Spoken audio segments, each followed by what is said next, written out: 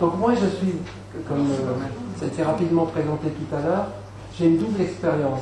J'ai un vécu d'agriculteur pendant 31 ans en Anjou, mais j'ai vécu également dans les pays du Sud, donc 10 ans Algérie, Cameroun, Sénégal et Nicaragua, et puis beaucoup de missions avec des organismes, soit des ONG, soit des organismes officiels, sur souvent des thèmes relatifs aux cultures vivrières, à l'appui et l'échange avec des organisations paysannes, et on va dire ces 20 dernières années, des thèmes relatifs à l'agroécologie, c'est un terme qui était très utilisé en Amérique latine, avec des enseignants nord-américains ou sud-américains qui ont beaucoup travaillé sur le sujet. Et nous, heureusement, il y a Marc, il y a d'autres, mais on a pris le train avec un peu de retard quand même, hein, Marc, je ne sais pas si tu es d'accord avec moi. Bon, moi je voudrais faire une introduction par rapport à ce que dit Marc, on va le traiter dans le concret. On a des systèmes très intensifs en Europe, particulièrement en France, et surtout mis en avant sa vocation exportatrice en matière d'agriculture, et il va falloir faire des transitions vers l'agroécologie. Et c'est un auteur américain, Glissman, qui évoque les différents niveaux pour évoluer vers l'agroécologie. D'abord, c'est l'augmentation de l'efficience des pratiques conventionnelles de façon à réduire les intrants rares. Ensuite, la substitution d'intrants externes, comme les engrais, à des pratiques et l'élimination de pratiques conventionnelles qui sont dangereuses pour l'environnement. Tout ça substitué par des pratiques agroécologiques que je vais essayer de vous montrer avec quelques photos. Et puis après, c'est comme si une vision globale au niveau de l'agroécosystème. C'est le niveau 3, c'est ce qu'on fait pas mal de bio déjà, ou de paysans en agriculture paysanne et durable, membres de ce qu'on appelle les réseaux CIVAM. Si vous me posez des questions, je pourrais vous décrire un peu, ou des membres de la Confédération paysanne sur ce sujet. Et puis un niveau 4, qu'ils introduisent, l'aspect social et économique, des relations plus directes entre ceux qui produisent la nourriture et ceux qui la consomment. Localement, comment peut-on décliner ces transitions vers l'agroécologie? Première étape, c'est de se poser des questions dans cette zone-là de France, par exemple dans mon bassin versant, qui est le bassin versant du Layon, dans le Saumurois, entre Angers et Saumur, au sud d'Angers et Saumur. Quels sont les problèmes majeurs que l'on rencontre? Ça n'est pas l'érosion. Les sols sont en majorité argilo-calcaires et donc peu érodables. Ça n'est pas trop la biodiversité parce que les systèmes de culture sont encore diversifiés. Par contre, vignes et grandes cultures ont induit l'utilisation d'énormément de pesticides et la rivière, le Layon, est une des rivières les plus polluées de France. Donc là, chez nous, par exemple, pendant 25 ans, on a tenté et on a réussi à réduire les pesticides, disons, on a éliminé les 2 tiers. On n'était pas en bio, on a fait une démarche qu'on qualifie d'agriculture intégrée qui reprend beaucoup de concepts de l'agriculture, de l'agroécologie. Alors, est-ce qu'on... Donc voilà, parmi les questions que je vais poser là, c'est des questions qui se réfèrent à des situations que j'ai rencontrées souvent dans les pays du Sud. Est-ce que le problème majeur c'est l'érosion éolienne ou pluviale? C'est un problème de fertilité des sols? C'est un problème lié à la gestion de l'eau, quantitative ou qualitative, à la biodiversité, à la fréquence des attaques parasitaires, aux aléas, changement climatique, qui dans beaucoup d'agricultures du monde, les paysans disent qu'il y a de plus en plus d'aléas, ou alors des aspects plus économiques, au manque d'autonomie des fermes, la dépendance vis-à-vis des firmes phytosemencières, etc., des problèmes de fluctuation des prix, puis des problèmes d'insuffisance de production alimentaire, que ce soit en quantité ou en qualité. Donc, on a toujours intérêt à décliner ça sur le terrain et à faire un diagnostic de la situation au préalable. Après, les axes d'intervention, elles découlent du diagnostic. Est-ce qu'on va mettre en premier la réduction de l'érosion, le premier problème de fertilité des sols? On fait une hiérarchie des problèmes à résoudre. Parce qu'on ne peut pas faire une transition globale. Il faut établir des références et puis il faut y aller progressivement. Ça, c'est ce que je suis convaincu pour l'avoir vécu pendant 30 ans. On ne peut pas se jeter à l'eau et tout résoudre d'un seul coup. Alors, je vais prendre quelques axes et décliner avec des photos. l'axe protection contre l'érosion et maintien de la fertilité des sols, ce qui s'est fait depuis quelques décennies, qui a commencé d'ailleurs aux USA, c'est l'agriculture dite de conservation. On a d'abord fait des ouvrages, des cordons de pierre, cordons de terre, parfois avec des bandes enherbées, etc., pour éviter l'érosion. Mais on voit qu'on limite l'érosion, mais pas bien à l'intérieur des parcelles. Cette photo montre bien que c'est en Tunisie, hein. Au Maghreb, on a beaucoup de photos comme ça. On peut avoir une érosion encore forte au sein des parcelles, au cœur des parcelles. Là, vous avez dans le sud Brésil, on a fait des ouvrages qu'on appelle DRF, défense et restauration des sols. Les agricultures familiales, je vous montre là je suis à Madagascar, on fait, eux, un travail beaucoup plus fouillé, avec des terrasses, et là c'est beaucoup plus efficace pour contrer l'érosion. C'est un investissement humain, bien sûr, bien plus important. Bon, c'est les agricultures de type asiatique, là, s'il y en a d'entre vous qui sont allés à Madagascar, le pays de l'Etiéo est magnifique. Et puis, autre technique plus récente qui est mise en avant, c'est dans les parcelles pour réduire l'érosion, on ne travaille plus la terre, on ne laboure plus, et on va utiliser des semoirs qu'on appelle de semis directs, et qui vont permettre de semer sur une terre dont les racines de la culture antérieure ou des végétaux de la culture antérieure vont protéger la terre de l'érosion, et ces outils de semis direct qui sont très utilisés maintenant. On peut penser qu'on est à environ 10% de la superficie cultivée annuellement de la planète, cultivée avec des outils de ce type-là, surtout en Amérique du Nord et Amérique du Sud.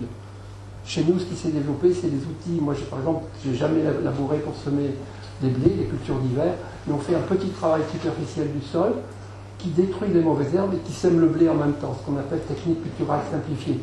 Ici, cet outil-là, le semi-direct, est associé au glyphosate. Comme le glyphosate présente beaucoup d'inconvénients, je ne dois pas rentrer trop dans les aspects techniques, eh bien, nous, on ne prône pas l'utilisation de cet outil-là. Alors, bon, vous avez du semi-direct en Tunisie, mais j'ai plein de photos là-dessus, mais par contre, c'est associé au glyphosate.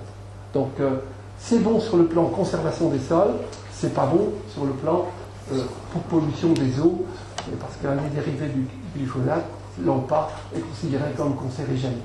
Donc là, c'est un sujet difficile. Donc je passe. Nous aussi, on avait quand même un semoir de semi-direct en CUMA, coopérative de matériel agricole. On l'a testé pour certaines cultures, mais à chaque fois sans utilisation de glyphosate. Et puis on a d'autres techniques qui sont très intéressantes, notamment ce qu'on appelle le strip-till, qui s'est développé dans beaucoup de régions de France, où on ne travaille le sol que sur la ligne de semis. Au lieu de labourer la terre et de la retourner, à l'automne, en novembre-décembre, on passe et on travaille 10 à 15 cm tous les 75-80 cm. Et on repassera semer au printemps dans cette ligne qui aura été travaillée à l'automne. Et on garde les résidus de culture entre les deux lignes de semis. C'est une technique très astucieuse qui permet d'éviter le glyphosate. J'ai pas mal d'amis qui l'ont testé. Dans les types de sol de chez nous, chez Localcare, ça fonctionne bien. Donc, vous voyez là le maïs. Vous avez les résidus du blé qui ont permis de limiter l'érosion entre les deux.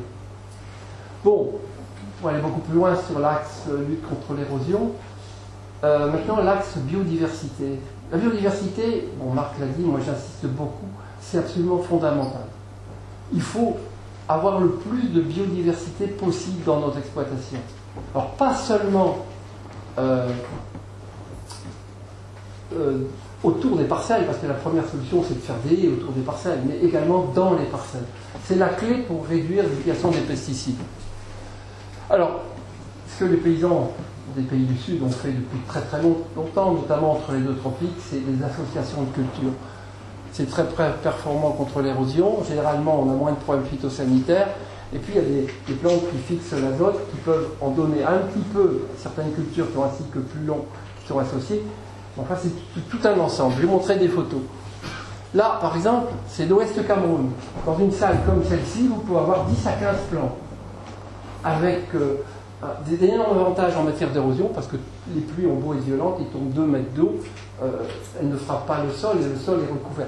C'est formidable aussi en matière de captation des rayons solaires, parce qu'il y a différents étages de végétation, avec des plantes en dessous qui ont besoin de moins de soleil, et puis d'autres au-dessus qui en ont besoin de beaucoup. Et c'est un art. Bon, si en plus au niveau social, il y a des cultures des femmes et des cultures des hommes. C'est pas les femmes, c'est pas les épouses des maris qui cultivent la même parcelle. Au niveau sociologique, c'est super intéressant. C'est pour ça que l'agroécologie ne peut, je le dirai peut-être après dans la deuxième intervention, jamais être séparée des aspects sociaux. C'est trop compliqué. Là, par exemple, en Pays Bas-Méliqué, des mesures ont été faites. On a une densité de culture qui peut être équivalente à 3 à 4 fois des cultures pures. C'est comme si on avait sur une même parcelle, on a réussi à avoir 3 ou 4 parcelles superposées. En productivité du sol, on n'est pas à 4 fois, bien sûr, parce qu'il y a quand même des concurrences, mais on peut être à 2 fois. Donc on peut être plus productif qu'une culture pure du bassin parisien en recevant beaucoup plus d'intrants. Donc ces agricultures-là sont très performantes en termes de productivité à l'hectare. Par contre, elles demandent plus de travail que des agricultures fortement mécanisées. Alors, dans des autres exemples, c'est l'agroforesterie. Alors les agroforesteries sont aussi beaucoup plus développées dans les agricultures tropicales traditionnelles qu'elles ne le sont chez nous, même si ce thème revient beaucoup à la mode chez nous. Là, vous avez une légumineuse, un arbre qui s'appelle l'Acacia albida, qui fixe l'azote, qu'il restitue aux cultures, mais qui surtout c'est extrêmement astucieux, il perd ses feuilles au moment où on implante les cultures. C'est-à-dire qu'il a ses feuilles en saison sèche et en saison des pluies. Quand on cultive les cultures, eh bien, vous voyez, les acacias n'ont pas leurs feuilles, et en dessous, on a du mil et de l'arachide. Alors, en dessous des arbres, comme il y a les feuilles et tout le cycle qu'a permis l'arbre, comme il y a la bimar qui remonte, l'arbre remonte les minéraux, fournit l'azote, etc., en situation extrêmement sèche, c'est au Niger, c'est une année catastrophique sur le plan pluviométrique, le mil n'a résisté que sous l'acacia. Donc ça montre bien que l'association des arbres et des cultures annuelles peut être positive sous certaines conditions. Bon, l'acacia, s'il peut produire en saison sèche, vivre en saison sèche, c'est qu'il y a quand même une astuce. C'est qu'il a ses racines quelque part à 10-15 mètres, il y a une nappe d'eau, quoi. Donc c'est pas une solution qu'on peut diffuser partout. La lecture est toujours une sorte de localité. Il y a des solutions qui sont transposables dans certains contextes et pas du tout dans d'autres. Là, c'est des baobabs et du mil en Casamance, au Sénégal. C'est assez spectaculaire aussi. Et puis là, on est au Mali. C'est des carités avec du fumier et puis du mil, du sorgho, du coton, etc. Donc, l'arbre associé aux cultures, à chaque fois que c'est possible, c'est extrêmement intéressant. Le défaut majeur, c'est que si vous mettez des tracteurs là-dedans, vous n'avez plus d'arbres. La traction animale permet de maintenir les arbres, surtout les carités qui se plantent pas, c'est la régénération naturelle. Par contre, les tracteurs, ça ne peut pas fonctionner. Autre exemple d'agroforesterie, c'est la vanille à Madagascar. Ne prenez pas des yaourts à la vanille synthétique. La vanille est une plante à Madagascar qui est vraiment, pour moi, une des plantes les plus agroécologiques. Ça ne reçoit aucun pesticide. Les herbes, la végétation naturelle est coupée et le tuteur est une légumineuse, l'Ericidia. Donc, quand c'est fait dans de bonnes conditions, la vanille est vraiment une production très, très intéressante. Pas de travail du sol, aucun engrais et pesticides. Et puis les systèmes agroforestiers avec le café. Le café traditionnel était fait sous ombrage, association d'arbres, souvent des légumineuses, et même certaines caféières modernes, comme au Costa Rica, ce sont des légumineuses arbustives, très grandes, 10-15 mètres, qui fixent l'azote, et qui laissent passer la lumière au moment où le café en a besoin. Donc on peut produire, mais sous les tropiques c'est plus facile, parce qu'il y a plus souvent d'eau et de lumière. Chez nous, l'association des arbres et des cultures annuelles, il y a des références, notamment pour les, là ça fonctionne très bien, mais associé au milieu des cultures, c'est plus difficile au niveau mécanisation. Cependant, il y a quand même des agriculteurs qui travaillent sur le sujet. Il y a des équipes INRA qui travaillent sur le sujet, surtout au niveau de Montpellier et du sud-ouest. Donc il y a quand même des références aussi. Là, au niveau association de culture, vous avez du sorgho, du pois d'Angole et de l'arachide. Très fréquent en Afrique humide. Hein. Climat qu'on appelle guinéen, avec 1500 à 2000 mm d'eau. Et le pois d'Angole est une légumineuse qui peut très très bien nourrir les populations tout en fixant l'azote et avec ses racines profondes, elle remonte les minéraux du sol. L'arachide est aussi une légumineuse et donc là le sorgho il n'a pas besoin d'azote minéral puisque ses voisines lui en donnent. Là vous avez une autre association qui est très intéressante que les agronomes des ministères d'agriculture ne veulent surtout pas voir. C'est l'association d'arachides, mais aussi de céréales, de maïs, etc., avec le palmier vignoble. C'est ce que les paysans du sud Bénin et du sud Togo appellent leur vigne. En fait, ce palmier produit pendant 20 ans, et on le coupe et on sort le vin de palme qu'on peut transformer en alcool, et on appelle ça aussi palmier retraite, c'est-à-dire que quand on arrive à la retraite, eh bien, on exploite sa parcelle de palmier, puis après, on peut repartir en culture annuelle. Le palmier enrichit le sol. Là, les palmiers sont plus développés, et c'est associé à des haricots. Et puis au final, on a une palmeraie extrêmement dense. Ça, c'est des systèmes de culture qui sont intéressants. Ça permet de substituer à la bière. On apporte moins de maïs et de malt et de houblon.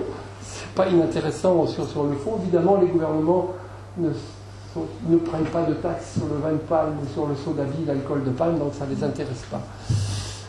Autre agroforesterie paysanne, la plus spectaculaire, c'est ce qu'on trouve sur la côte est de Madagascar. On a des arbres à pin et d'autres jacquiers, etc., qui peuvent fournir 2 fois par an des grands fruits. Voilà, ça s'est bloqué ou c'est moi? Voilà. Et des fruits énormes, et donc une grande quantité d'amidon, et quand c'est bien préparé, c'est très bon. Autre exemple d'agroforesterie avec l'anacardier, la noix de cajou. Et au pied, des haricots, du maïs. Ça, c'est là, on est dans le sud-est, du nord-est du Brésil, pardon. Donc les exemples sont, je vais passer un peu plus vite, anacardier, là, ananas et anacardier. On plante des anacardiers, on fait de l'ananas, 2-3 ans, et après, ça deviendra un verger d'anacardier. Les solutions sont vraiment extrêmement nombreuses. Hein. Donc on ne manque pas de solutions. Par contre, il faut des conditions, c'est ce qu'on va voir dans la deuxième partie de l'exposé. On est au nord-est du Brésil, là c'est l'exploitation de la forêt traditionnelle qu'on appelle la caatinga.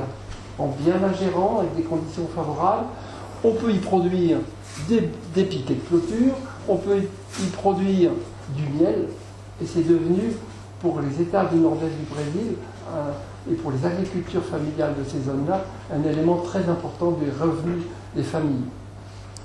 En conséquence, quand dans un village, la majorité des paysans sont apiculteurs, eh bien, ils font pression sur ceux qui utilisent des pesticides, et on note une très forte réduction des pesticides. Pression sociale. Si toi tu mets des pesticides qui tuent les abeilles, tu auras des problèmes. Bon. Association des arbres et des volailles.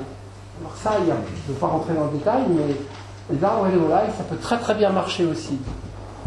Et puis, l'importance de la biodiversité cultivée, de tous les semences paysannes qui ont été mis au point par des générations et des générations de paysans. Là, par exemple, on est dans le sud-est du Brésil, il y a des maisons de semences, des paysans qui, dans chaque communauté, sont responsables de la conservation des semences. Ici, ce sont des légumineuses, d'autres seront pour le maïs, et après, on échange. Plutôt que de passer par les Monsanto et d'autres, c'est quand même plus sympathique si on peut avoir son autonomie semencière, pas toujours individuelle, mais au niveau d'un territoire, avec des échanges entre agriculteurs. Troisième axe, après j'arrête parce que je vais aussi dépasser. Hein. D'accord avec moi, je vais dépasser. L'axe visant la réduction des pesticides. Alors ça, c'est chez nous, comme c'était le principal problème de notre bassin versant, on a beaucoup travaillé là-dessus. Tracteur porte-outil avec binage des blés, et deux outils. Une herse derrière le tracteur, ce qu'on appelle la herséterie, qui gratte un petit peu, mais avant, une herse qui passe, une bineuse qui passe entre les rangs de blé. Travail très fin. Bon, ça demande du temps. Et c'est mieux que mettre des pesticides. Vous voyez, et là, on peut aussi biner un blé et semer un trèfle d'une légumineuse derrière. C'est-à-dire qu'on reprend des idées des agriculteurs des générations précédentes, qui dans les blés, dans les avoines et tout, semaient des légumineuses, mais avec une mécanisation adaptée, qui permet une beaucoup plus grande productivité du travail. Puis là, c'est mon collègue de GAEC pendant 30 ans, l'association systématique de plusieurs variétés de blé sur une parcelle. À chaque fois qu'on met de la biodiversité, on réduit les problèmes de parasitisme, de champignons, d'insectes. Et donc on réduit fortement l'usage des pesticides.